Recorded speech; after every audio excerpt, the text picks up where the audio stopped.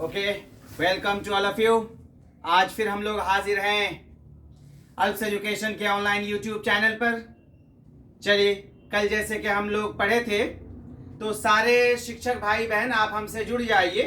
फिर से हम आपके सामने कल संख्या पद्धति और संख्या के बारे में उसकी पूरी समझ हासिल किए थे, उसके परिभाषा को देखे थे, इनके प्रकार को देखे थे और फिर जो है बहुत सारी भाज्य संख्याएं, अभाज्य, सम, विषम, ये सारी चीज हम कल डिस्कस किए थे और कुछ प्रश्न भी कल किए थे। और हम आपसे ये कहे थे कि कल और अच्छे अच्छे प्रश्नों के साथ, जैसे कि पिछले एग्जाम में आ चुका है, जो पहले के परीक्षा में पूछा जा चुका है, ऐसे प्रश्नों के साथ हम आपके सामने हाजिर होंगे। तो आप सबका एक बार फिर स्वागत है, खुशामदीद है अल्प्स एजुकेशन के ऑनलाइन चैनल पर। और आज जो हमारे पास क्वेश्चन है वो है हमारे नियोजित शिक्षक भाई बहनों के लिए, और जो बीपीएससी ट्री 3 के लिए भी तैयारी कर रहे हैं वो लोग भी इस वीडियो को बहुत आसानी से देख सकते हैं और अपनी मैथमेटिक्स को समझ सकते हैं। चलिए, तो क्वेश्चन बहुत आसान है, बस थोड़ा सा ट्रिकी होता है। कहीं जो ट्रिक्स है, टिप्स है, अगर कोई मुश्किल चीज है वो हम आपको बताएंगे। संख्या और संख्या पद्धति पे बेस्ड क्वेश्चन अभी जो बीपीएससी के एग्जाम हो चुके हैं आपके ट्री 1 और ट्री 2, उसमें भी था, तो उसका भी कुछ क्वेश्चन हमारे पास है। जो क्वेश्चन जहां जब आया हुआ है वो हम आपको कराते चले जाएंगे। पहले के परीक्षाओं में जो भी क्वेश्चन पूछा जा चुका है, हम उस क्वेश्चन को बिल्कुल कलेक्ट करके, संग्रह करके आप सबके सामने लाएंगे। हर तरह के प्रश्नों को करेंगे टॉपिक वाइज। जैसे आज संख्या और संख्या पद्धति का प्रश्न करेंगे तो कल कोई दूसरा चैप्टर लेंगे, फिर उसका क्वेश्चन करेंगे। तो हर 2-1 दिन पर एक एक चैप्टर हमारा हो जाएगा। आने वाले 20 से 25 दिनों के अंदर हम मैथमेटिक्स की पूरी तैयारी आपको करा देंगे। तो हमें जो है प्राइमरी वाले, मिडिल स्कूल वाले बहुत आसानी से फॉलो कर सकते हैं। बाकी हाई स्कूल और प्लस 2 का स्टैंडर्ड थोड़ा एबव होता है, ज्यादा होता है, उसके लिए हम अलग से मेहनत करके अलग से वीडियो बनाएंगे। तो आप ध्यान से समझिएगा, ध्यान से हमारी बात को सुनिएगा, क्वेश्चन को समझिएगा। और जब भी आप बैठे तो पेन पेपर के साथ बैठे। पेन पेपर के साथ बैठेंगे, आप नोट करते रहेंगे इंपॉर्टेंट पॉइंट्स को, आपको बात समझ आएगी जी। ये क्योंकि पढ़ने पढ़ाने का जो सिस्टम है ये कॉपी पेन के जरिए सही रहता है। आप वीडियो देख लेंगे, ठीक है, एक बार में आप समझ लें, लेकिन दोबारा रिप्ले करके इसको जो है आप नोट्स कर लें, ये ज्यादा जरूरी है। आपके पास एक नोट्स तैयार हो जाएगा, किसी भी वक्त आप उठाएंगे उसको चेक कर लेंगे। और जितने क्वेश्चंस हम करेंगे और जो भी आपको इंट्रोडक्शन में बताएंगे, परिचय देंगे, किसी भी टॉपिक का क्वेश्चन बनेगा ही बनेगा, क्योंकि परिचय से भी हम क्वेश्चन निकाल के आपको बताते हैं। इंट्रोडक्टरी पार्ट जो हम करते हैं उससे भी क्वेश्चन निकाल के आपको बताते हैं किस कैसे कैसे पूछा जाएगा, कल भी हम लोग बताए हैं। और फिर उस पे बेस्ड जो सवाल होता है, उस पे आधारित जो प्रश्न होते हैं वो भी हम करते हैं। चलिए, आज जो हमारे पास सवाल है, बिना देर किए हम स्टार्ट करते हैं। लेकिन प्रश्न स्टार्ट करने से पहले आप सबसे हमारी एक गुजारिश है कि आप चैनल पर अगर नए हैं तो आप इसे सब्सक्राइब कर लीजिए, और अगर आप पहले से हैं तो आप इसे लाइक कर दीजिए, शेयर कर दीजिए। इससे हमारी हौसला अफजाई होती है और फिर प्रश्न के संग्रह में हमें आसानी होती है, और इसको जो है लेने में हमारे जो हिम्मत अफजाई होती है। तो बात को ध्यान से समझिएगा, हम आपके सामने एक एक पॉइंट्स को परत दर परत बताएंगे और बहुत आसानी से आप समझ जाएंगे। बहुत ज्यादा कुछ करने की जरूरत नहीं है, बस आप ये जान जाइए जो 20-22 क्वेश्चन आपको पूछा जाएगा मैथमेटिक्स का वो गारंटी बनेगा। और आज जो हम बताने जा रहे हैं इससे बाहर संख्या का प्रश्न नहीं बनता है। इसी के अराउंड आजू बाजू का कोई भी क्वेश्चन आपको दे देगा, आप बहुत आसानी से कर भी लेंगे। कुछ क्वेश्चन कल डिस्कस किए थे, उससे आगे आज बढ़ते हैं। देखिए, संख्या पद्धति में 3 अंकों की कुल कितनी संख्या है? देखिए कितना अच्छा प्रश्न है। संख्या पद्धति में 3 अंकों की कुल कितनी संख्या है? 3 अंकों की। अब 3 अंकों की संख्या कितनी है, इसे जानने के लिए यह देखना पड़ेगा कि 3 अंकों की संख्या कहां से शुरू होती है। बताइए तो जरा कमेंट बॉक्स में कमेंट करके आप 3 अंकों की कौन सी संख्या कहां से शुरू होती है। पहली संख्या 3 अंकों की क्या है? जाहिर है आप समझ गए होंगे, आप बता देंगे बहुत आसानी से। 3 अंकों की कौन सी संख्या है बताइए? 100। 3 अंकों की पहली संख्या क्या है? 100। अच्छा, 3 अंकों की आखिरी संख्या क्या है? आखिरी वाली संख्या क्या है बताइए, क्या है बताइए, 999। वेरी गुड, 999 ये आखिरी की संख्या है, 999। बात समझिएगा, 999, 100 पहली संख्या 3 अंकों की और 999 आखिरी संख्या है, सबसे बड़ी संख्या जिसे कह सकते हैं ये है। तो 100 से 999 में कुल कितनी संख्याएं हैं गिनती करनी पड़ेगी। अब कितना गिनिएगा 100 से लेके 101, 102, 103, 999 तक, तो कैसे करते हैं ध्यान से देखिए। बहुत सारे हमारे शिक्षक भाई बहनों के जहन में ये आ रहा होगा कि हम इसको घटा देंगे तो आंसर आ जाएगा। यकीन जानिएगा बिल्कुल आएगा, लेकिन थोड़ा सा दूर रह जाइएगा। क्यों? क्योंकि 100 को भी लेना है, ये भी 3 अंकों की संख्या है, और 999 को भी लेना है, ये भी 3 अंकों की संख्या है। तो आपको समझ आ रहा है जी? तो 100 को भी लेना है और 999 को भी लेना है, दोनों को लेना है। तब क्या करते हैं, आप ऐसे करिए, 999 में 100 को माइनस करिए, कितना है निकल जाएगा। जैसे 1 से लेके 10 तक कितनी संख्याएं हैं, आप कैसे निकालिएगा? तो जहन में आ रहा होगा कि 1 से लेके 10 तक, 10 में से 1 को घटा देंगे 9 हो जाएगा। लेकिन नहीं, 1 से 10 तक गिनती करिए तो कितनी संख्या है, 1 2 3 गिनती करिए, कितना पाइएगा 10। लेकिन अगर आप घटा देते हैं, 10 में से 1 को घटा देते हैं, आपको मिलता है 9। इससे पता यह चला 1 से 10 तक कितनी संख्या है, 1 को भी लेना है और 10 को भी लेना है। जब दोनों साइड, दोनों लिमिट पे, पहले लिमिट पे 1 है, आखिरी लिमिट पे 10 है, 1 को भी जोड़ना है 10 को भी जोड़ना है, दोनों को लेना है। तो दोनों को लेने के लिए अगर आप घटा रहे हैं तो लास्ट में 1 जोड़ना पड़ेगा, क्योंकि घटाने के बाद एक तरफ का माइनस हो जाता है। हाँ, किसी भी एक तरफ का, चाहे पहला छूट जाएगा या आखिरी का छूट जाएगा, दोनों को जोड़ने के लिए 1 बाद में प्लस कर देंगे। जैसे 1 से 10 तक कितनी संख्या है, तो अगर कोई माइनस करके बताते हैं तो 10 में से 1 माइनस कर दीजिए, 9 आता है, 9 में आखिरी में 1 जोड़ दिए, कितना आ जाएगा 10। सेम चीज यहां कर दीजिए, 999 में 100 माइनस करिए, तो 999 में माइनस कर दीजिएगा 100, क्या मिलेगा 899, और इसमें 1 जोड़ना पड़ेगा ताकि 100 भी जुड़ जाए, 100 की भी गिनती हो जाए और 999 की भी गिनती हो जाए। तो जब आप जोड़िएगा तो कितना आएगा 900।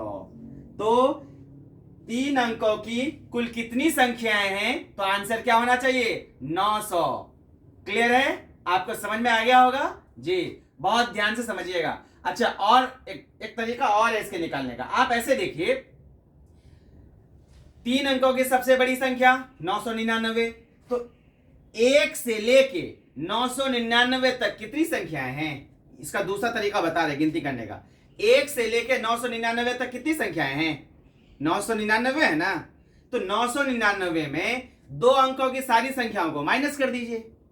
3 अंकों की संख्या का जो सबसे बड़ा संख्या है वो 999, तो 1 से लेके 999 तक में 1 अंक का भी संख्या है, 2 अंक का भी और 3 अंक का भी है। तो 3 अंकों की संख्या ही सिर्फ रहे, उसमें से 1 अंक का संख्या और 2 अंक के संख्या को क्या कर दीजिए माइनस। तो 999 में 1 अंक का संख्या और 2 अंक का संख्या कुल कितना है, कहां से कहां तक, 1 से लेके 99 तक। तो 1 से लेके 999 में 1 से लेके 99 तक घटा दीजिए। इसका मतलब 999 में 99 घटा दीजिए। तो आप घटा के देख लीजिए, ये तरीका तो आप सीख ही लिए होंगे। अब हम दूसरा बता रहे हैं आपको कि 999 में माइनस कर दीजिए 99। 999 इसलिए कह रहे हैं कि कुल 1 से लेके 999, कुल 999 संख्याएं हैं, उसमें से 99 माइनस कर दीजिए, क्योंकि सबसे छोटी संख्या जो 3 अंक की है वो 100 से शुरू होती है। तो 100 से लेना है, लेकिन 100 से पहले तक की संख्या 99 है, तो 1 से लेके 99 तक को क्या कर दिए माइनस कर दीजिए, घटा दीजिए। तो इसको घटा दीजिए, बताइए कितना आएगा 900। तो जैसे समझ में आपको आ जाए, जो आपको आसान लगे, तो आपको समझ में आ गया होगा। बताइए कितना आसान है ना गणित। और हम लोग गणित को छोड़े हुए बैठे हैं, कोई बात नहीं है, छोड़ दिए हैं ठीक है, लेकिन अब पकड़ेंगे और ऐसे पकड़ेंगे कि गणित में फुल मार्क्स आएगा, गारंटी है। बस आप हमारी बात का ध्यान रखिएगा, कायदे से प्रश्न को समझिएगा और कायदे से इसको बनाने की शुरुआत कीजिए। और जो हम आपको अभी बता रहे हैं इसको नोट डाउन भी करिएगा, समझिएगा भी, और वक्त जब भी मिले आपको किसी भी वक्त में रिवीजन जरूर करिएगा। रिवीजन करिएगा, आपको चीजें याद रहेंगी और आने वाले टॉपिक में, चैप्टर में अक्सर क्या होता है, पहले क्लास में जो कुछ पढ़े हैं दूसरे क्लास में इसका प्रयोग होता है जी, वो यूज होता है, उसका इस्तेमाल होता है। फिर दूसरे में जो पढ़ेंगे तीसरे में इस्तेमाल होगा। हर चैप्टर का एक दूसरे से लिंक होता है, ये आप खुद समझ सकते हैं क्योंकि आप लोग जो है ऑलरेडी शिक्षक हैं अल्हम्दुलिल्लाह काफी दिनों से, तो आप समझ सकते हैं। तो इस तरह से आंसर इसका क्या बनेगा 900। तो एक प्रश्न हमारा हल हो गया और ये बहुत अच्छा, बहुत इंपॉर्टेंट प्रश्न था, पहले एग्जाम में आ चुका है। ये जो प्रश्न है अब दूसरे नंबर का देखिए, 1 और 50 के बीच कितनी अभाज्य संख्याएं हैं। याद करिएगा कल की क्लास को, कल की क्लास में 1 से लेके 100 तक कितनी संख्याएं अभाज्य हैं मैंने आपको बताया था, याद होगा? बताइए तो क्या है, कमेंट बॉक्स में लिख के बताइए तो क्या है। 1 से लेके 100 तक कितनी अभाज्य संख्याएं हैं? जाहिर है कल आप लोग नोट भी किए थे, कल आप लोग देखे थे कि 25 है। कितने हैं? 25। अब देखिए हम पढ़ाए आपको कल 1 से लेके 100 तक की अभाज्य संख्या, और ये सवाल अभी जो बीपीएससी ट्री 1 हुआ है उसमें पूछा गया है। ये ट्री 1 का क्वेश्चन है जी, ध्यान से समझिए, बीपीएससी में पूछा गया। हम आपको कल पढ़ा दिए 1 से लेके 100 तक। अभी हम जैसे ही क्लास स्टार्ट कर रहे थे शुरू में बोले थे कि जैसे ही हम आते हैं किसी भी चैप्टर की ओवरव्यू देते हैं, उसके ऊपर की बात करते हैं, उसके परिचय को लेते हैं, तो परिचय से प्रश्न बनता है। कल हम आपको भाज्य संख्या अभाज्य संख्या पढ़ा रहे थे, उसी वक्त बताए थे कि अक्सर एक सवाल पूछा जाता है 1 से लेके 100 तक कितनी संख्याएं अभाज्य हैं। देखिए हम पढ़ाए 100 तक, आ गया 50 तक। कल जो तरीका 100 तक के निकालने का था वही तरीका 50 तक निकालने का है कि सीधे गिनती कर लेंगे 1 से लेके 50 तक कितनी संख्याएं अभाज्य हैं। तो सिंपल सी बात है, आप जब गिनती करेंगे आपको 1 से लेके 50 तक 15 संख्याएं अभाज्य मिलेंगी। कितनी? 15। ये अभी ट्री 1 का क्वेश्चन है, पूछा गया एकदम ताजा ताजा। देखिए कल की क्लास से क्वेश्चन आज फंस गया, तो हम जो आपसे दावा कर रहे हैं कि जो पढ़ाएंगे वो आएगा, इसीलिए कर रहे हैं क्योंकि मुझे आइडिया है कि क्या पूछा जाने वाला है मैथमेटिक्स के अंदर। मैथमेटिक्स में, गणित में तो आपको बिल्कुल पैनिक नहीं होना, बिल्कुल परेशान नहीं होना। जो करा रहे हैं बस करा रहे हैं, वही आएगा, बस ढंग से कर लीजिए। थोड़ा सा आंकड़ा बदला जा सकता है, डेटा अलग हो सकता है, आंकड़ा अलग हो सकता है, अंक अलग हो सकता है, लेकिन प्रश्नों का जो स्टैंडर्ड है, जो उसका मॉडल है वो वही रहेगा, टाइप वही रहेगा, पैटर्न वही रहेगा। चलिए, तो आपका दूसरा प्रश्न भी हो गया आपके। अच्छा, अभाज्य संख्या तो पता है ही, आप सबको पता है, भूल गए हैं तो कल का वीडियो रिव्यू कर लीजिए, दोबारा से देख लीजिए। चलिए अब हम दूसरा प्रश्न करते हैं। देखिए हंसते हंसते आपका यूं ही निकल जाएगा, टेंशन लेने की जरूरत नहीं है। देखिए, और एक एक नंबर इंपॉर्टेंट है क्योंकि आपको अपने जहां ख्वाहिशमंद हैं सेवा देने के, वहीं पे आपको नौकरी करनी है। इसके लिए गणित को करना पड़ेगा। गणित छोड़ के कभी नहीं जाइएगा एग्जाम देने। गणित में मेहनत कर लीजिए, थोड़ा सा बस वक्त निकाल लीजिए। आप अपने बिल्कुल बिजी शेड्यूल में से जो थोड़ा सा वक्त दे दीजिए, थोड़ा सा वक्त दे दीजिए मैथमेटिक्स के लिए। आधा घंटा रोजाना मैथ को दे दीजिए, चाहे जो भी वक्त आपका फ्री हो, बहुत आसानी से आपका गणित हो जाएगा। चलिए आगे देखते हैं, बिना कोई वक्त लगाए। वक्त हमारे भाइयों के पास कम होता है। ये प्रत्येक लिखा हुआ है, प्रत्येक धनात्मक पूर्णांक n के लिए 41 पे पावर n माइनस 14 पे पावर n अपवर्तीय है। कहने का मतलब है कि ये जो लिखा प्रत्येक धनात्मक पूर्णांक n, पावर में जो यहाँ n है ना, पावर में, तो ये पावर में जो n है, पावर को हिंदी में घात भी कहते हैं, घात और घातांक, याद रखिएगा। तो ये जो पावर जो आप देख रहे हैं ना n, तो ये n जो पावर है इसके बारे में कहा गया धनात्मक पूर्णांक है। कल हम पूर्णांक पे बात किए थे। क्या होता है पूर्णांक? अंग्रेजी में इसको इंटीजर बोलते हैं। पूर्णांक होता है माइनस मतलब से लेके प्लस तक जो भी कंप्लीट नंबर है, से 1 2 3 4, मतलब जो डेसिमल में नहीं हो, दशमलव में नहीं हो, जो भिन्न में नहीं हो, ठीक है, इस तरह से जो मिश्रित भिन्न नहीं हो, मिश्र भिन्न नहीं हो, ये सब नहीं है। मतलब 1 2 3 4 5 6 7 8 जिसका हर एक हो, ठीक है, इसको हम लोग पूर्णांक बोलते हैं। अंग्रेजी में इसको इंटीजर बोलते हैं। थोड़ा सा अंग्रेजी पर भी ध्यान दीजिए। तो ये बात हो गई इंटीजर, जिसको पूर्णांक, और पूर्णांक धनात्मक भी होता है, ऋणात्मक भी होता है, जीरो भी पूर्णांक है। जीरो ना तो धनात्मक है ना ऋणात्मक है। अगर हमसे पूछ ले कि निम्न में दिए गए कौन सा पूर्णांक है, अगर उसमें जीरो भी है तो जीरो भी एक पूर्णांक है। संख्या रेखा पर पूर्णांक को हम लोग दिखाते हैं। चलिए, तो n हमारा धनात्मक है, तो समझ में आएगा धनात्मक कहां से शुरू होगा। पहला धनात्मक पूर्णांक बताइए तो क्या है। पहला सबसे छोटा धनात्मक पूर्णांक, जी सबसे छोटा धनात्मक पूर्णांक एक है। धनात्मक पूर्णांक एक से ही शुरू होता है, 1 2 3 4 5 6 चलता रहेगा। उसके बाद एक से पहले जीरो, जीरो का जीरो ना तो धनात्मक है ना ऋणात्मक है, ये न्यूट्रल है, उदासीन है। अब जीरो से जस्ट पहले संख्या रेखा पर -1 होता है, -1 -2 -3। तो -1 -2 -3 में जैसे जैसे संख्या माइनस में बढ़ती जाती है ऐसे ही संख्या छोटी होती चली जाती है। जैसे -1 और -2 में -1 बड़ा है, -2 छोटा है। फिर -2 और -3 में -2 बड़ा है, -3 छोटा है। जैसे जैसे दूर भागते जाएंगे, मतलब संख्याएं बड़ी होती जाएंगी माइनस में, उसका मान वो छोटी होती चली जाएगी, वो संख्या छोटी हो जाती है। आपको समझ में आ रहा है। तो अभी हम आपको बता रहे थे सबसे छोटा धनात्मक पूर्णांक 1 है, लेकिन सबसे बड़ा ऋणात्मक पूर्णांक क्या है बताइए, -1। याद रखिएगा जी, क्योंकि हम शुरू में भी बोले हैं जो हम आपको समझाते हैं, जो हम आपको बताने की कोशिश करते हैं, उसमें से प्रश्न बनता है। तो इसमें से प्रश्न आपको पूछा जा सकता है कि निम्नलिखित में से कौन सा ऋणात्मक पूर्णांक सबसे बड़ा है। ऑप्शन लिखा रहेगा सबसे बड़ा, -1 -2 -3 -4। अक्सर लोग गलती कर जाएंगे, -4 का है कि 4 बड़ा है। नहीं, माइनस में जो संख्या सबसे छोटी वो संख्या बड़ी हो जाती है माइनस के चक्कर में। चलिए, अब हम आगे ये देख लेते हैं कि इसको देख लेते हैं। n यहां पे धनात्मक पूर्णांक है, तो 41 पे पावर n -14 पे पावर n का अपवर्तीय है। मतलब ये नंबर किस चीज से कटेगा, किस चीज से भाग लगेगा, किस चीज से विभाजित होगा। ठीक है, अपवर्त्य को अंग्रेजी में मल्टीपल कहते हैं। मल्टीपल का मतलब ये किस चीज से भाज्य है, किस चीज से विभाजित है। क्लियर है, आपको समझ आ रहा है।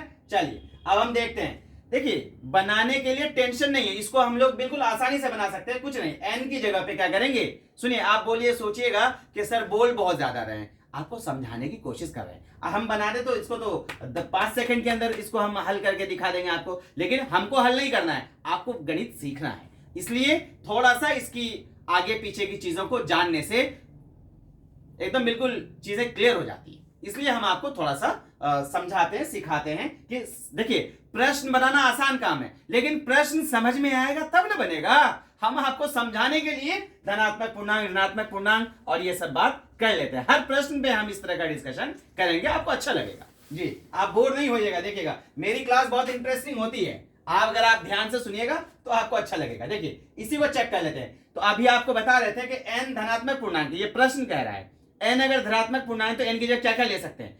आप जस्ट स्टार्ट करिए n की जगह 1 रख करके। क्या रख करके?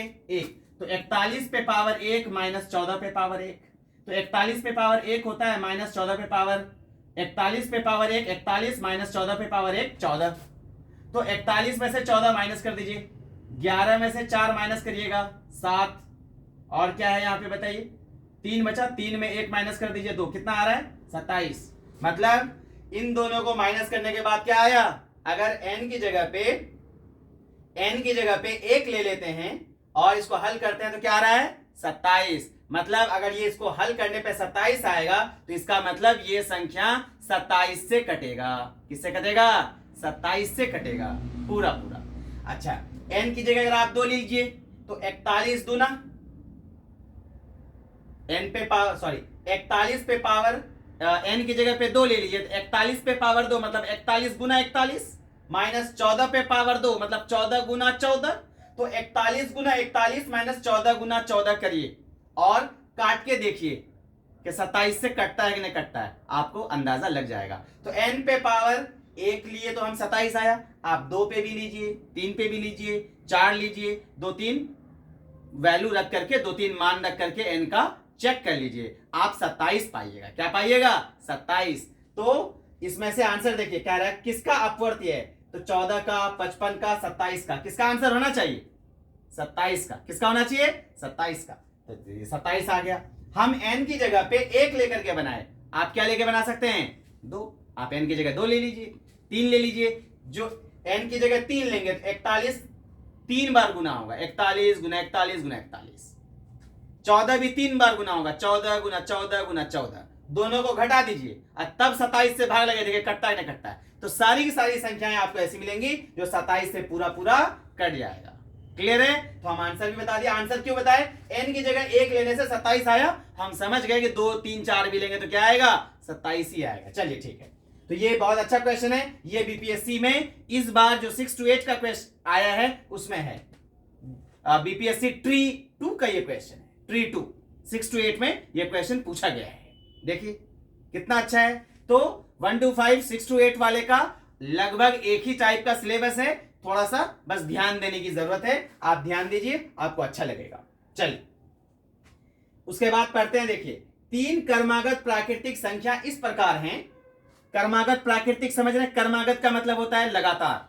प्राकृतिक कल बता दिए थे। प्राकृतिक संख्या कौन सी होती है? थोड़ा रिकॉल करिए, थोड़ा दोहराइए, दिमाग में दोहराइए कि बताइए प्राकृतिक संख्या क्या होती है। याद है सबको?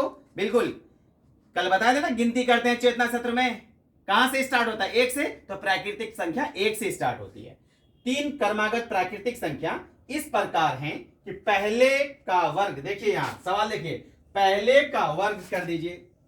जैसे 3 संख्या है ना, 3 में ये पहला, और कर्मागत होना चाहिए लगातार। जैसे 9 के बाद 10 के बाद 11, 8 9 10, 10 11 12, ये तीनों ऑप्शन में कर्मागत संख्याएं ही हैं।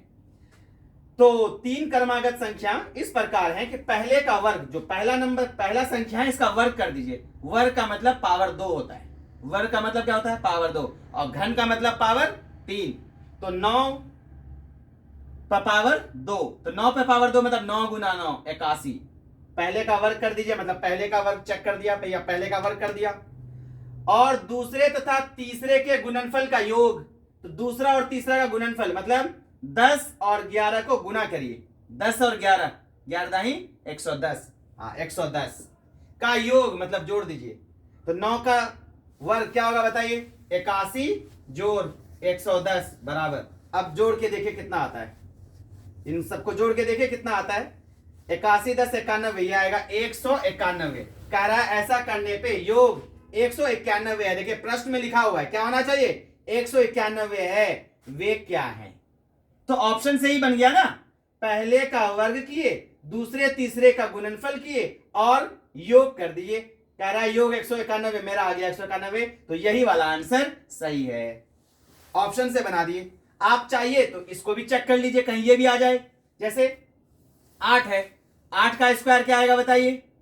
8 पर पावर 2 64, तो यहां लिख दीजिए 64 जोड़ 9 पर पावर 2 81, नहीं 9 पे पावर 2 नहीं लेना, 10 9 90 गुना करना है। दूसरे और तीसरे को गुना करना है 90, 90 और 64 जोड़ दीजिए, देखिए 191 आता है। अगर आएगा तो ठीक है, नहीं तो नहीं है। तो यहां पे भी नहीं मिलेगा। इसी तरह 10 का स्क्वायर, इन दोनों को गुना करिए, जोड़िए, नहीं आएगा, तो ऑप्शन मिल गया। तो इस तरह से हम संख्या और संख्या पद्धति वाले कोई भी प्रश्न हो, हम ऑप्शन से भी बना सकते हैं और कभी क्वेश्चन को पढ़ के ऑप्शन ले आएंगे। तो किसी भी कॉम्पिटिटिव एग्जाम में गणित को सॉल्व करने का, गणित को हल करने का 2 तरीका होता है। एक तो प्रश्न पढ़ के हल करके सवाल पे आ जाइए, मतलब प्रश्न को पढ़िए, उसको हल करिए और देखिए कि कौन सा ऑप्शन सही है, हमारा आंसर आया कि नहीं आया। कभी ऐसा भी होता है कि ऑप्शन जो दिया हुआ है उसी को क्लिक करते हैं और तुरंत क्वेश्चन तक पहुंच जाते हैं। जो ऑप्शन क्वेश्चन को संतुष्ट कर देता है, जो ऑप्शन हमारा प्रश्न को संतुष्ट करता है, वो वाला सही होता है। तो इसको हम लोग इसी से बना दिए, यहां से बनाएंगे लंबा बनेगा जी।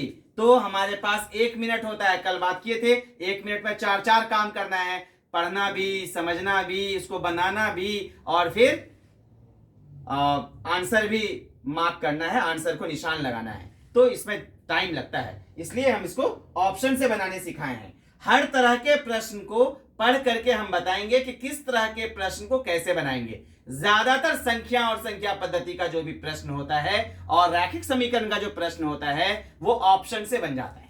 हम आपको बना के दिखाएंगे, जैसे ये प्रश्न बना के दिखा दिया ऑप्शन से।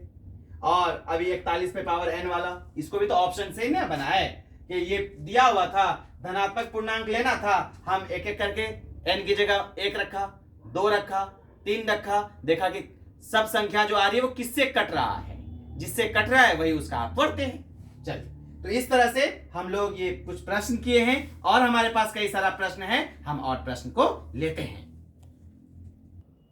चलिए हम लोग दूसरा सवाल देखते हैं, दूसरा प्रश्न देखते हैं और आगे बढ़ते हैं। तो आप लोगों को अच्छा लग रहा है हमारे भाई बहनों को, बहुत अच्छी बात है। चलिए थोड़ा सा ध्यान दीजिएगा, बहुत आसानी से सब कुछ हो जाएगा। देखिए एक सवाल है, वह छोटी से छोटी भाज्य संख्या जो 30 से बड़ी हो, देखिए ध्यान दीजिएगा, वह छोटी से छोटी मतलब सबसे छोटी संख्या लेनी है, 30 से बड़ी, 30 से बड़ा हो, छोटी हो और भाज्य हो, याद रखना है, मतलब 30 से बड़ा भाज्य संख्या जो सबसे छोटा है इन चारों में वो लेना है, तथा दो अभाज्य संख्या के गुणनफल के बराबर हो। मतलब 30 से बड़ी, तो सब चारों इसमें से 30 से बड़ा है, और ऐसा संख्या लेना है जो दो अभाज्य संख्या के गुणनफल के बराबर है। अभाज्य संख्या जैसे ये 32 है, तो 32 का अगर गुणनखंड कर दें तो जो भी संख्या हमको 2 मिलेगी वो दोनों की दोनों संख्या अभाज्य हो। जैसे 32 का अगर गुणनखंड करें तो ये 2 होगा 16, 16 दूना 32, तो 2 और 16, तो 2 तो चलिए मान लेते हैं अभाज्य संख्या है, लेकिन 16 अभाज्य संख्या है क्या? नहीं है ना। तो अभाज्य संख्याओं का गुणनफल होना चाहिए, मतलब दोनों संख्या अभाज्य होनी चाहिए।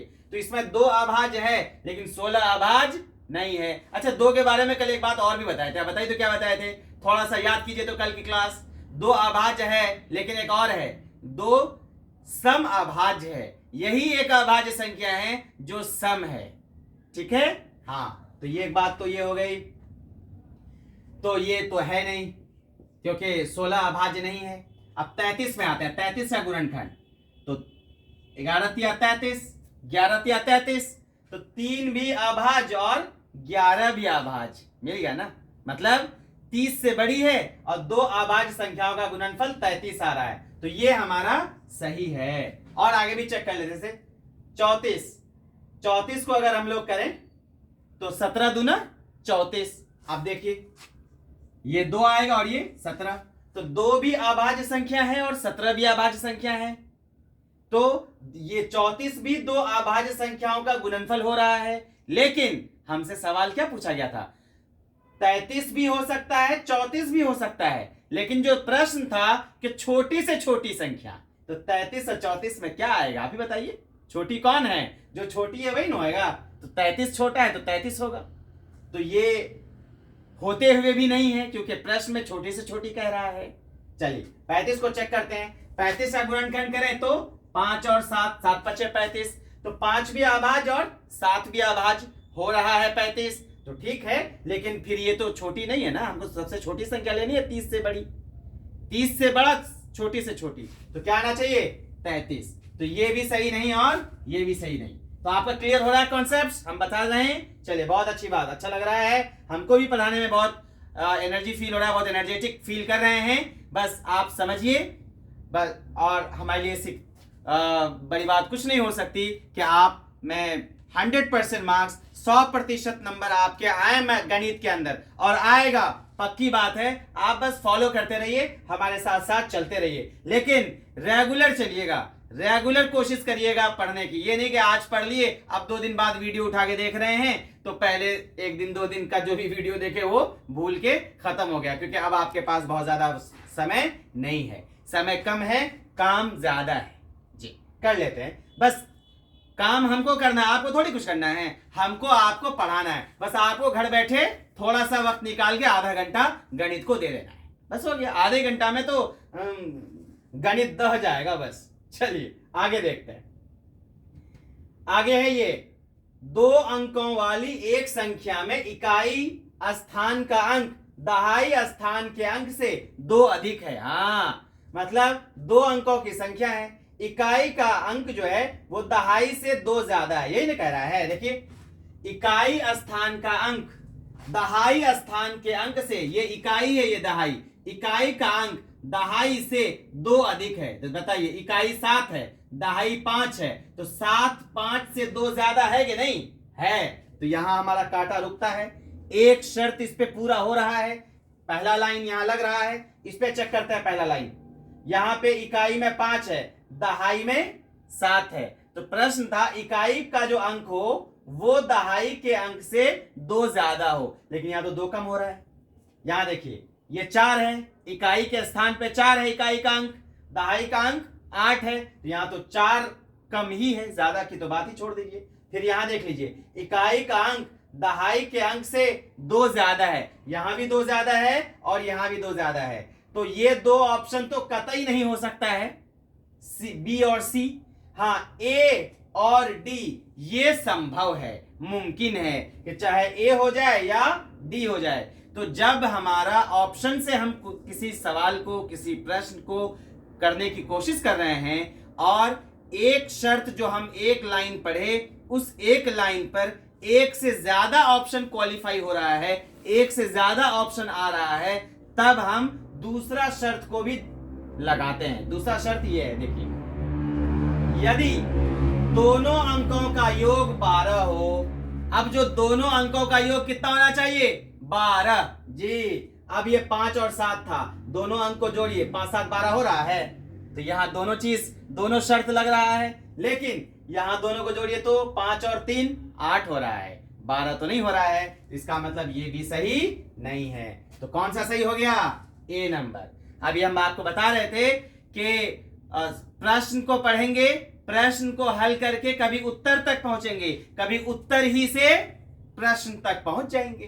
तो जब भी अंक वाला सब सवाल आए, इस तरह 2 इकाई का अंक और दहाई का अंक, इस तरह का कभी कोई सवाल और प्रश्न आता है, तो आप हमेशा उत्तर ही से लगाइए। जो ऑप्शन दिया हुआ है ऑप्शन से वहां तक पहुंचिए, प्रश्न तक पहुंचिए, एकदम आप पहुंच जाएंगे।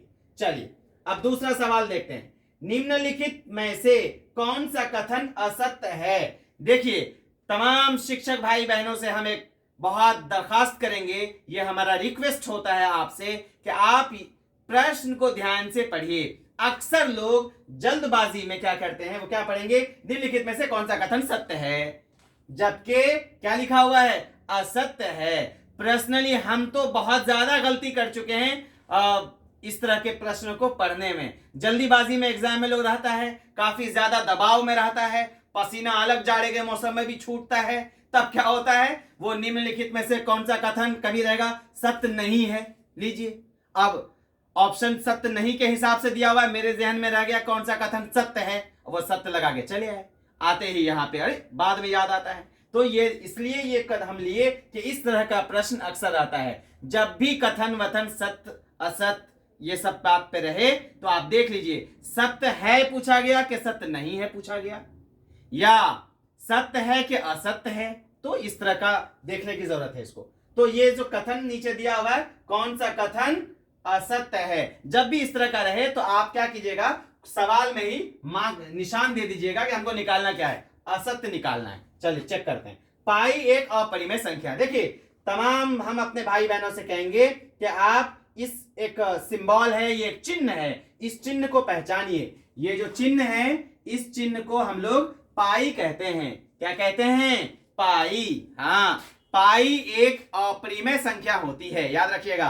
पाई एकदम रट्टा मान लीजिए, रट लीजिए, पाई क्या है? अपरिमेय संख्या है। पाई क्या है? अपरिमेय संख्या है। हो गई बात? हाँ, परिमेय अपरिमेय यह आगे की बात है, पढ़ाएंगे हम आपको, बीच में बताएंगे। अभी फिलहाल संख्या और उसके पद्धति पर हैं, तो बस ये जान जाइए, याद रख लीजिए एक लाइन, पाई एक अपरिमेय संख्या है। पाई का मान 22/7 होता है। 22/7 एक परिमेय संख्या है। ऑप्शन देखिए, 22/7 एक परिमेय संख्या है। अभी हम बोल भी रहे थे 22/7 एक परिमेय संख्या है।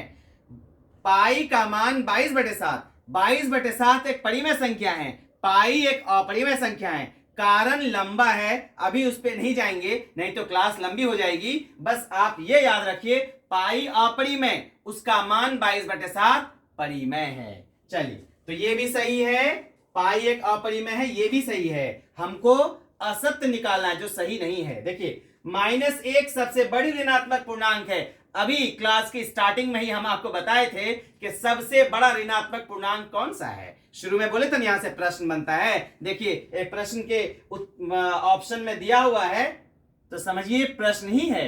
आपसे पूछा जा रहा है कि -1 सबसे बड़ी ऋणात्मक पूर्णांक है। सही है ना, शुरू में बोले हैं तो हम क्या बताए थे आपको शुरू में ही कि बीच बीच से भी प्रश्न निकाल के पूछ देता है। इसलिए आप जब भी टॉपिक स्टार्ट हो रहा हो तो सिर्फ प्रश्न को हल करने के चक्कर में मत रहिए। जो हम स्टार्टिंग में आपको बताए थे कि इंट्रोडक्शन देते हैं, परिचय देते हैं, ओवरव्यू बताते हैं, कुछ समझाते हैं, वहां से प्रश्न बनता है। बहुत महत्वपूर्ण है ये क्लास, ध्यान से सुनिएगा, ध्यान से समझने की कोशिश कीजिएगा। -1 सबसे बड़ी ऋणात्मक पूर्णांक है, बिल्कुल सही है, ये हम आपको पहले बता चुके हैं। और अब आज अच्छा देखिए, असत्य निकालना था और देखिए कितना अच्छा इत्तेफाक है कि 4 ऑप्शन में पहले का 3 ऑप्शन कट गया तो ऑटोमेटिकली चौथा जो बच गया वो सही है। फिर भी पढ़ के देख लेते हैं। सबसे छोटी अभाज्य संख्या 3 है। देखिए कैसी बड़ी बात कह रहा है। सबसे छोटी अभाज्य संख्या क्या बता रहा है? 3 नहीं, सबसे छोटी अभाज्य संख्या क्या है बताइए? आप खुद भी बता सकते हैं। आप कमेंट बॉक्स में लिखिए, कल हम पढ़ा चुके हैं सबसे छोटी अभाज्य संख्या कहां से शुरू होती है। कमेंट बॉक्स में लिख करके इस प्रश्न का उत्तर हमें दीजिएगा। तो ये कथन सत्य नहीं है, ये असत्य है। बाकी एक प्रश्न हम आपको दे रहे हैं, सबसे छोटी अभाज्य संख्या मुझे कमेंट बॉक्स में लिख के बताइए ताकि पता लगे कि आप कुछ समझ पा रहे हैं। इस प्रश्न के हिसाब से ये ऑप्शन सही है। तो आप समझ गए इतने सारे क्वेश्चन, और हमारे पास क्वेश्चन है, हम लोग नेक्स्ट क्वेश्चन की तरफ चलते हैं। चलिए हम लोग आगे और दूसरे प्रश्न को देखते हैं। क्या कहता है दूसरा प्रश्न? देखिए, 3 अंकों की सबसे छोटी संख्या में क्या जोड़ा जाए ताकि 17 से विभाजित हो जाए। 3 अंकों की सबसे छोटी संख्या में क्या जोड़ने पर वो संख्या 17 से विभाजित हो जाएगा। क्या जोड़ना है? तो यही 4 ऑप्शन लेना है कि 3 जोड़ने से होगा, कि 14 जोड़ने से होगा, कि 15 जोड़ने से होगा, कि 2 जोड़ने से होगा। तो आप बात समझ रहे हैं? ठीक है, चलिए 3 अंकों की सबसे छोटी संख्या क्या बताइए? 3 अंकों की सबसे छोटी संख्या 100 होती है। क्या होती है? 100। पता है, अभी हम बता रहे थे आपको, शुरू में भी, कल भी बात किए हैं। अब 100 में क्या जोड़ा जाए? कह रहा है कि स्टार्टिंग से जोड़िए, पहले ऑप्शन जोड़िए 3 जोड़िएगा 100 में, कितना हो जाएगा? 103। 103 17 से कटता है, 17 का पहाड़ा पढ़िए तो 103 मिलता है कहीं? नहीं मिलेगा। तो ये ऑप्शन सही नहीं है। 14 है, 100 में 14 जोड़िए, 100 में 14 जोड़ेंगे कितना आएगा? 114। 114 17 के पहाड़ा में आता है, पढ़ के देखिए 17 का पहाड़ा। 17 एकम 17, 17 दूना 34, नहीं आएगा ना, ये भी नहीं आएगा। ठीक है, ये देखिए 15, जब 114 नहीं तो 115 भी नहीं आता है 17 के पहाड़ा में। 2 जो, जब 3 ऑप्शन निकल गया तो 2 ही ना बचा। तो 100 में 2 जोड़िए, कितना आएगा? 102। और 17 का पहाड़ा पढ़िए तो 102 आता है, पढ़िए 17 एकम 17, 17 दूना 34, याद होगा सबको। 17 छक्के 102 होता है जी। तो डी आंसर सही है कि 2 जोड़ देंगे, सबसे छोटी संख्या में 102 हो जाएगा और वो 17 से विभाजित हो जाएगी। अच्छा देखिए, ये सवाल का नमूना है। इस तरह का आंकड़ा बदल के कोई भी प्रश्न पूछा जा सकता है। इसमें 17 से विभाजित पूछा गया, हो सकता है 13 का विभाजित पूछ ले और 19 का पूछ ले, इस तरह से कुछ भी पूछा जा सकता है। इसलिए सवाल को समझिएगा कह क्या रहा है और कैसे बनाना है। कोई भी सवाल उस पर आधारित कर देगा, आप आराम से मार दीजिएगा, कोई दिक्कत की बात नहीं है। चलिए नीचे एक प्रश्न लिखे हैं, इसका हम ऑप्शन लिखे नहीं है, इसको बनाएंगे। और ये क्वेश्चन बहुत अच्छा सवाल है। ये प्रश्न जो आप देख रहे हैं ये अभी पहले वाले बीपीएससी में आया हुआ प्रश्न है। आप पेपर उठा के देखिएगा, आपको ये क्वेश्चन मिल जाएगा। और ये बहुत ही समझिए एक तरह से मोस्ट वांटेड क्वेश्चन कहलाता है। अक्सर इस तरह के एग्जाम में, इस तरह के परीक्षा में पूछ लिया जाता है। तो हम अपने सारे शिक्षक भाई बंधु से ये कहेंगे कि आपको आता है तो ऐसे प्रश्न की प्रैक्टिस करनी है, नहीं तो क्योंकि लंबा बनता है ये प्रश्न और लोगों को आते हुए भी बना करके भी आंसर लगाने के टाइम में वो थोड़ा सा किसी चीज में मिस्टेक किए, आंसर कहीं से कहीं चला गया। चलिए हम लोग देखते हैं, जब भी इस तरह का भिन्न में रहे, कोई भी संख्या भिन्न में रहे और उसको आरोही या अवरोही क्रम में बदलना हो। आरोही क्रम कहते हैं बढ़ते क्रम को और अवरोही क्रम कहते हैं घटते क्रम को। आरोही बढ़ते क्रम मतलब छोटे से बड़े, पहले छोटा नंबर, छोटी संख्या, फिर उससे बड़ी, फिर उससे बड़ी, फिर उससे बड़ी। अवरोही क्रम कहते हैं पहले सबसे बड़ी, फिर छोटी, फिर छोटी, फिर छोटी। समझ आई बात? चलिए हम लोग देखते हैं। तो जब भी इसको करना हो तो आप ऐसे करिए कि नीचे मतलब हर में जितना संख्या लिखा हुआ 18, 36, 60 और 45 सबका एलसीएम ले लीजिए, लसा जिसको बोलते हैं, लघुत्तम समापवर्तक। एलसीएम निकालना आता है तो ठीक, नहीं आता है तो हम अपनी वैसे अपने शिक्षक या शिक्षिका बहनों को हम सिखा रहे हैं एलसीएम कैसे निकाला जाता है। देखिएगा, ध्यान से सुनिएगा। जैसे 18 है, 36 है, 60 है, 45 है, हम एलसीएम निकालना बता रहे हैं आपको बहुत शॉर्ट में, थोड़ा सा याद आ जाएगा आपको। बहुत सारे लोग भूल चुके होंगे, 15 साल 20 साल से गणित छूटा हुआ है, तो यहाँ तो आदमी 5 महीने में भूल जाता है, तो अभी तो 15 साल हो गया है। चलिए देखते हैं। तो इसको हम लोग देखते हैं कि कम से कम दो संख्या 18, 36, 60, 45, इसमें से कम दो सबसे छोटी किस संख्या से भाग लग जाएगा। जाहिर है 2 से लगेगा, तो 2 से काट दें, 2 9 18, 2 18 36, 2 से 30 दूना 60, 45 नहीं कटेगा तो 45 अपनी जगह रहेगा, हो गया। अब 3 से फिर कटेगा तो 3 ले लेंगे, 3 तिया 9। देखेंगे कम से कम दो संख्या किससे कट रहा है, तो 9 3 के पारा में आ रहा है, 3 छक्के 18, 3 नहीं 30, 15 तिया 45, हो गया। फिर लगा दिए 3 से, 3 एकम 3, 3 दूना 6, 10, 3 पचे 15।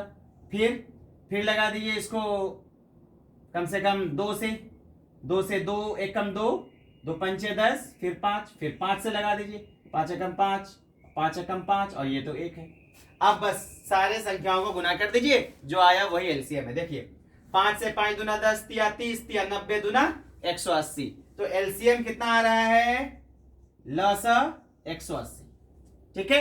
अब देखिए हम कैसे करेंगे, देखिए 13/18, 29/36, 51/60, 41/45। तो ये हम संख्या को ऐसे लिख दिए ताकि इसका हल करने में हमको आसानी हो। चलिए देखिए, अब देखना यह है कि एलसीएम इसका 180 है, तो हमको ये देखना है कि सबके नीचे में 180 हो जाए। हम क्या कुछ करें कि सबके नीचे क्या हो जाए, 180। तो यहां 18 है, 18 180 कब आ जाएगा बताइए तो जी। 18 180 कब आएगा, जब 18 को किससे गुना करेंगे, 10 से।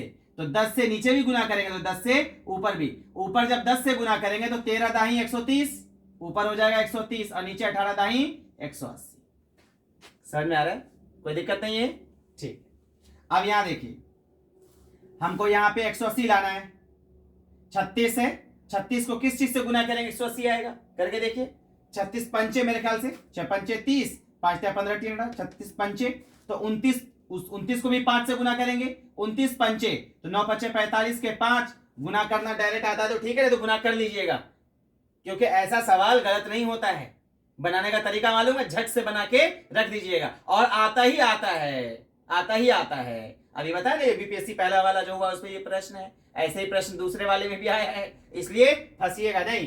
5 से गुना कर रहे हैं, 9 पचे 45 के 5, हाथ में रहा 4, 5 9 10 4 14, 145, और नीचे 36 पंचे 180 आ रहा है, सब में 180, नीचे 180 लाना है, तो 60 है, 180 लाने के लिए किससे गुना करेंगे, 60 तिया 3, तो नीचे आ जाएगा 180, ऊपर भी 3 से गुना करेंगे, 3 एकम 3, और 5 तिया 15। अब नीचे भी 180, 180 लाने के लिए नीचे यहाँ 45 है, किससे गुना करेंगे, 4 से, 45 चौके 180, तो ऊपर भी 4 से, 4 एकम 4, 4 चौके 16, और यहाँ पे 180। तो नीचे सबका सेम हो गया ना, सबका हर सेम हो गया। जब सबका हर सेम हो गया तो अब हमको हर से लेना देना नहीं है, अब हमको अंश से लेना देना। ऊपर वाले में, ऊपर में जो संख्या सबसे छोटा वो भिन्न ही सबसे छोटा हो जाएगा। देखिए 130, 145, 153, 164, सबसे छोटा ऊपर में क्या है बताइए तो, 130 है ना सबसे छोटा, तो 130 किसके वजह से है, 13/18, तो हम लिखेंगे 13/18 सबसे छोटी संख्या होगी। अब 130 से जस्ट बड़ा कौन है बोलिए, क्या है, 145, क्या है 29/36, तो इससे बड़ा हो जाएगा 29/36। अब 145 के जस्ट बाद क्या है, 145 के जस्ट बाद 153, क्या है 51/60। अच्छा ये ऐसे ही लिखा हुआ था क्या, 51/60, और 164 41/45। एक बार हम प्रश्न चेक कर लेते हैं जो लिखा गया है। हाँ ठीक है, ऊपर अच्छा 51/60 बाद में था, कोई बात नहीं, यहां पे था 41 और यहां पे था 51, कोई बात नहीं, लेकिन बनेगा ऐसे ही, प्रश्न में 41 पहले था, 51 बाद में था, तो कोई बात नहीं, तो हम इसको इस तरह से बना सकते, 51 पहले हो जाएगा और 41 बाद में फाइनल आंसर ये होगा। तो आप बनाने का तरीका सीख लिए ना, कैसे बनता है ये क्वेश्चन, आसान था। तो थोड़ा सा मिस्टेक करने की वजह से अक्सर लोग क्या किए हैं, गुणा करने में गड़बड़ करने की वजह से एक तो 45 की जगह कोई एक 245 लिख दिए, तो ये संख्या आखिरी में चला गया, ऑप्शन में मौजूद था, गड़बड़ा दिया। जब भी भिन्न में कुछ भी हो, पहले सबके नीचे सेम बनाइए, एलसीएम लेके सबके नीचे का एलसीएम लीजिए, सबके नीचे सेम बनाइए। अब अंश में जो संख्या सबसे छोटी वो उसके जो संगत भिन्न है वो भिन्न सबसे छोटा, फिर उससे बड़ा, उससे बड़ा, उससे बड़ा। ठीक है, तो हम प्रश्न में बस कुछ नहीं किए हैं, पहले 51 फिर 41 था, तो उसी को खाली बदले 41 पहले और 51 बाद में कर दिए हैं, और ये जो बना है ये सही बना हुआ है। समझ में आ गया, कोई दिक्कत नहीं है। चलिए तो हम लोग नेक्स्ट देखते हैं, फिर दूसरे प्रश्न को देखते हैं। तो इस तरह से हम लोग जो है कई सारे प्रश्न को आज देखा है, और ये सब इंपॉर्टेंट प्रश्न था। आप देख रहे होंगे कि हम कितना अच्छा प्रश्न को उठाए, बीपीएससी में पूछा गया क्वेश्चन, उससे पहले के प्रश्न, और ये सब प्रश्न हम आपसे करवाए हैं, और टॉपिक टू टॉपिक हम इसको करते ही चले जाएंगे। आप हमारे साथ बने रहिएगा, और इस तरह से संख्या और संख्या पद्धति पे आधारित जो भी इंपॉर्टेंट प्रश्न था और महत्वपूर्ण प्रश्न था वो आज हम लोग किए हैं, और फिर कल एक नए टॉपिक के साथ आपके साथ हाजिर होंगे। लेकिन याद रखिएगा, फिर जब हम सेट्स बनाएंगे, मॉडल सेट्स आपको कराएंगे। अब मॉडल सेट्स में संख्या या संख्या पद्धति या जो जो टॉपिक पढ़ते चले जाएंगे, उसका प्रश्न अगर आएगा तो फिर हम लोग वहां पे हल करेंगे। लेकिन जब उसको वहां हल करेंगे तो आज जो ये क्लास हुई है, जो कुछ भी पढ़ाया गया है, इसका प्रयोग होगा। आप याद रखिएगा, भूलिएगा नहीं, भूल जाइएगा तो फिर प्रश्न कैसे बनेगा। इसलिए थोड़ा रिवाइज करिएगा, रिवीजन करिएगा, आपको अच्छा लगेगा और पूरा प्रश्न सॉल्व हो जाएगा। गणित बहुत आसान है, बस थोड़ा सा वक्त निकालना पड़ता है। आप वक्त निकालिए, हम आपके लिए वक्त निकालते हैं। आप बार बार वीडियो देखिए, बार बार इसको रिवाइज करिए। गणित है, थोड़ा रिवीजन मांगता है, थोड़ा टाइम मांगता है। छूटा हुआ चीज, जो जमाना पहले छूटा था, अब आपको याद आ जाएगा। अब पूरी तरह आप कंफर्टेबल हो जाइएगा, आपकी गणित अच्छी हो जाएगी। ठीक है, तो कल एक नए टॉपिक के साथ फिर हम आपके सामने हाजिर होंगे। तब तक के लिए खुदा हाफिज।